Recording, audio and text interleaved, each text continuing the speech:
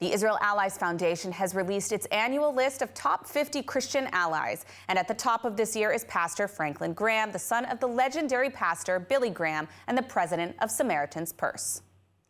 Pastor Franklin Graham joins us now. Pastor, thank you so much for taking the time to speak with us today. Well, thank you for having me. Well, first, I want to congratulate you on being named #1 of the Israel Allies Foundation list of top Christian allies of Israel. You, of course, must be very proud. Can you tell us a little bit about your work in Israel since the October 7th massacre? First of all, the #1 ally of Israel is God. And so I want to make sure everyone understands that. It's God. And I'm just his ambassador. That's all I am. But it breaks our heart to see the loss of life in Israel, to see the death and destruction that we've seen.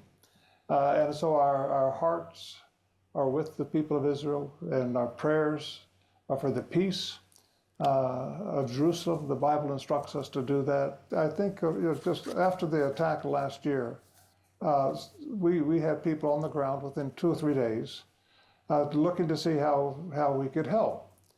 And one of the first things we found out that David Edom had lost at that time 14 ambulances. And we said, okay, we'll replace those. That's easy. We can't replace life. The people that died in those ambulances and those that they were going to help, we can't replace that life, but we can replace those ambulances. That's something we can do.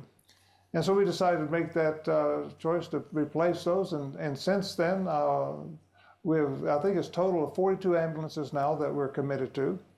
And that's just something we feel that's important, because these are your first responders. They're going out, and a number of these that we're buying are armored. And it's important that the person that's driving these ambulances is protected, and the patients in the back are protected as much as you possibly can.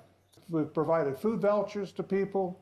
So many people are living in makeshift shelters or hotels. They have to be away from the border. They can't go home. And so we've provided gift cards for them to buy supplemental things at some of the stores. But these are small things. And again, the #1 fan of Israel is God. And so we do everything in his name. Now, I want to ask you just to change gears a little bit. The U.S. election is fast approaching, and you've been a strong supporter of former U.S. President Donald Trump, despite the understanding that he personally may not practice the stereotypical evangelical Christian values. Why do you think we need Trump back in the White House? Well, we need a strong person in the White House.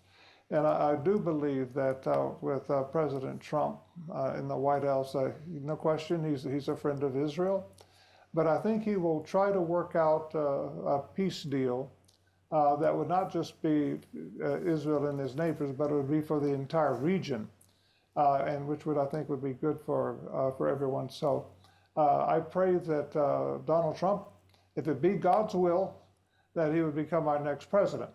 And so it's going to take a lot of work for Lebanon and for Gaza, for those issues to be resolved, and the issues on the West Bank. It's going to take not only the American president, but it's going to take some diplomacy on all sides to work out these kinds of agreements. Absolutely. Well, Pastor Graham, we're unfortunately out of time, but I want to thank you for speaking with us today and for all the incredible work that you're doing here in Israel. Thank you.